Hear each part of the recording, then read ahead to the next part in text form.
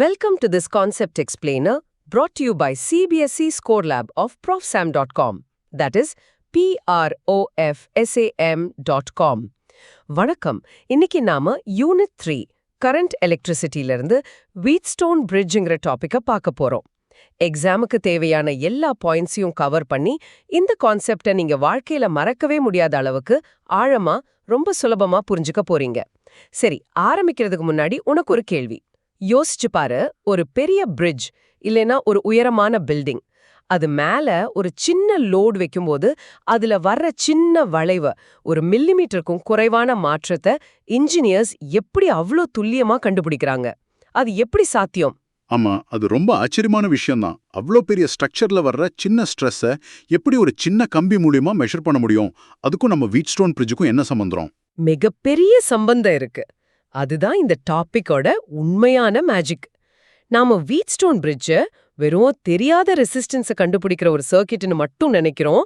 ஆனா அதோட உண்மையான ஜீனியஸ் என்னன்னா, அது சின்ன சின்ன சேஞ்சஸை டிடெக்ட் பண்றதுல தான் இருக்கு. சின்ன சின்ன சேஞ்சஸா? ஆமா, அந்த பெரிய பிரிட்ஜ்ல வர்ற சின்ன ஸ்ட்ரீன் ஒரு வயரோட ரெசிஸ்டன்ஸை லேசா மாத்தும்.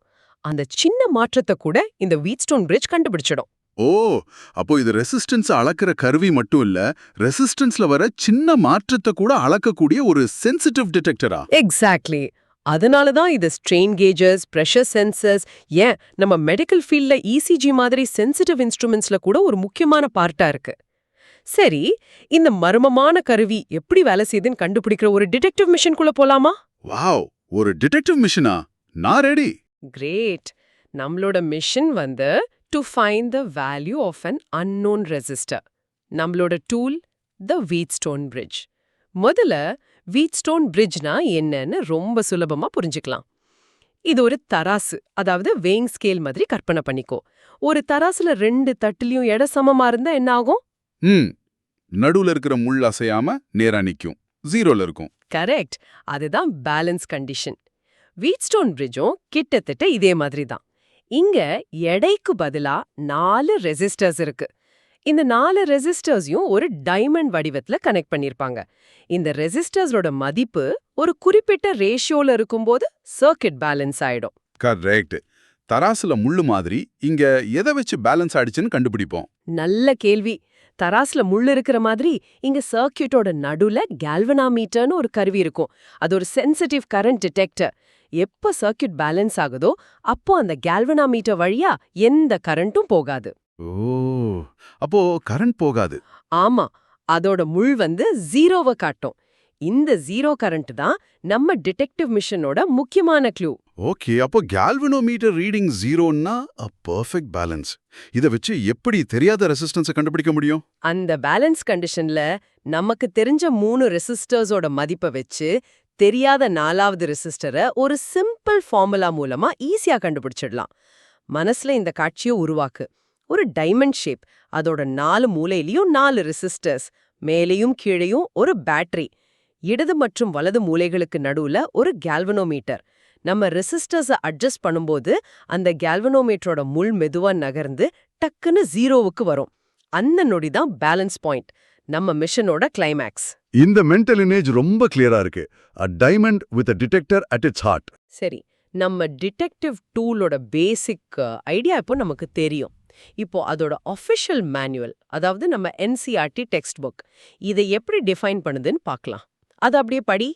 சரி, NCERT புத்தகத்திலிருந்து படிக்கிறார். As an application of Kirchhoff's rules, consider the circuit shown in figure 3.18, which is called the Wheatstone bridge. The bridge has 4 resistors R1, R2, R3 and R4. The bridge is said to be balanced when the current through the galvanometer is 0, that is, Ig equal to 0. This gives the balance condition. R2, R1 equals R4, R3. இதுல ஒரு சின்ன குழப்பம். இந்த balance condition R2, R1 equals to R4, R3 இருக்கு இல்லையா? Exam டென்ஷன்ல சில சமயம் R1, R2 equals to R3, R4ன்னு மாத்தி எழுதிட்டா என்ன பண்றது? இந்த ரேஷியோவை ஞாபகம் வச்சுக்கிறது கொஞ்சம் கஷ்டமா இருக்கு. Excellent point. இது நிறைய ஸ்டூடெண்ட்ஸ் பண்ற காமன் மிஸ்டேக். அதனால தான் நான் இந்த ரேஷியோ ஃபார்முலாவை விட இன்னொரு சுலபமான வழியை ரெக்கமெண்ட் பண்ணுவேன். Cross multiplication. அதாவது டயமண்ட் வடிவத்துல எதிரெதிரில் இருக்கிற ரெசிஸ்டர்ஸை மல்டிப்ளை பண்ணா அது சமமா இருக்கும். சிம்பிளா R1 R4 is equal to R2 R3 இப்படி ஞாபகம் வச்சுக்கிட்டா தப்பே வராது. ஆமா, இது ரொம்ப சுலபமா இருக்கு. Opposite corners are partners. R1 and R4, R2 and R3. Perfect. சரி, இந்த பேலன்ஸ் கண்டிஷன் எப்படி வருதுன்னு கொஞ்சம் ஆழமா பார்க்கலாமா? நம்ம சர்க்யூட்ல பேட்டரியில இருந்து வர்ற கரண்ட் ரெண்டு வழியா பிரியுது இல்லையா? ஆமா, ஒரு பாத் ABC, இன்னொரு பாத் ADC. கரெக்ட். இது ரெண்டு தனித்தனி வோல்டேஜ் டிவைடர்ஸா நினைச்சுக்கோ. ரெண்டு வோல்டேஜ் டிவைடர்ஸா? கொஞ்சம் விளக்கமா சொல்லுங்க. அதாவது பாத் ஏபிசில பேட்டரி வோல்டேஜ் ஆனது R1 மற்றும் R2க்கு நடுவுல பிரியுது. அதே மாதிரி பாத் ஏடிசில அதே வோல்டேஜ் R3 மற்றும் R4க்கு நடுவுல பிரியுது. இப்போ Bன்ற பாயிண்ட்ல இருக்கிற பொட்டென்ஷியலும் Dங்கிற பாயிண்ட்ல இருக்கிற பொட்டென்ஷியலும் சமமா, அதாவது VB = VD இருந்தா என்ன ஆகும்? ரெண்டு பாயிண்ட்ஸ்லயும் பொட்டென்ஷியல் சமமா இருந்தா அதுங்களுக்கு நடுவுல பொட்டென்ஷியல் டிஃபரன்ஸ் இருக்காது. சோ கரண்ட் ஃப்ளோ ஆகாது. அப்போ கேல்வானோமீட்டர் வழியா கரண்ட் போகாது. எக்ஸாக்ட்லி. அந்த VB = VD நிலைமை எப்போ வரும்னா ரெண்டு வோல்டேஜ் டிவைடர்ஸ்லயும் வோல்டேஜ் பிரியிற ரேஷியோ சமமா இருக்கும்போது தான். அதிலிருந்து தான் நமக்கு R1 R3 = R2 R4ங்கிற சமன்பாடு கிடைக்குது. இத கிராஸ் மல்டிப்ளை பண்ணா நமக்கு என்ன கிடைக்கும்? R1 R4 = R2 R3. நம்மளோட சிம்பிள் ஃபார்முலா. இப்போ புரியுது, இது வெறும் ஃபார்முலா இல்ல, it's based on the logic of equal potentials. Hope everything is clear so far. This concept explainer is from profsam.com, that is profsam.com. சரி, இந்த தியரி எல்லாம் நல்லா இருக்கு. ஆனா ஒரு கணக்கு போட்டு பார்த்தாதான் நம்ம டிடெக்டிவ் ஸ்கில்ஸ் உண்மையிலே வேலை செய்தான்னு தெரியும் இல்லையா? ஆமா, ஒரு ப்ராப்ளம் பார்க்கலாம்.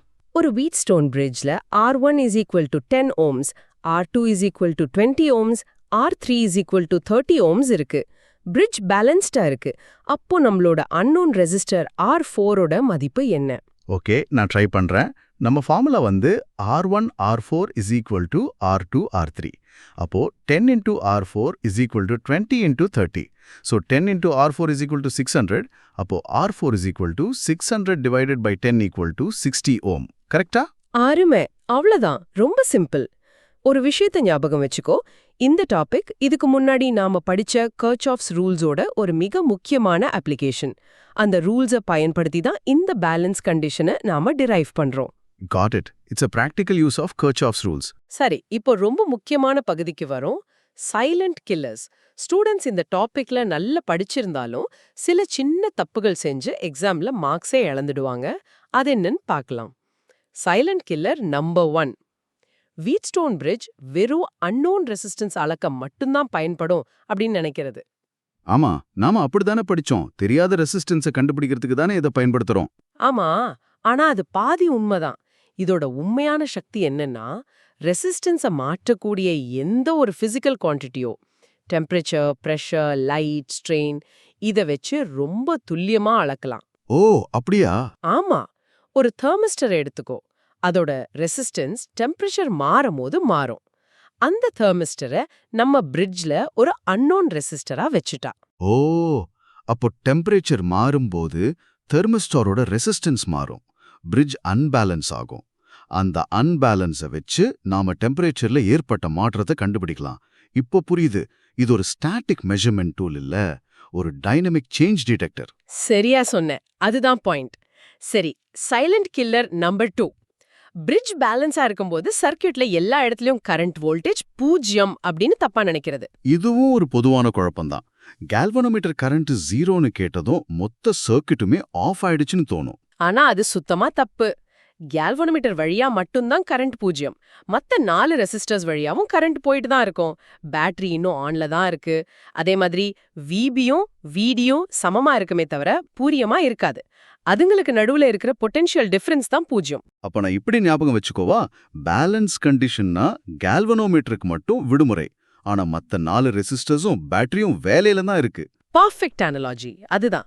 இப்போ சைலண்ட் கில்லர் நம்பர் 3. பேட்டரியையும் கேல்வனோமீட்டரையும் இடம் மாத்தி கனெக்ட் பண்ணிட்டா என்ன ஆகும்னு குழம்புறது. அதாவது AC-க்கு நடுவுல கேல்வனோமீட்டரையும் BD-க்கு நடுவுல பேட்டரியும் வச்சா பிரிட்ஜ் வேலை செய்யாதா? ஃபார்முலா மாறுமா? நல்ல கேள்வி. ஆச்சரியமான விஷயம் என்னன்னா, பேலன்ஸ் கண்டிஷன் மாறவே மாறாது.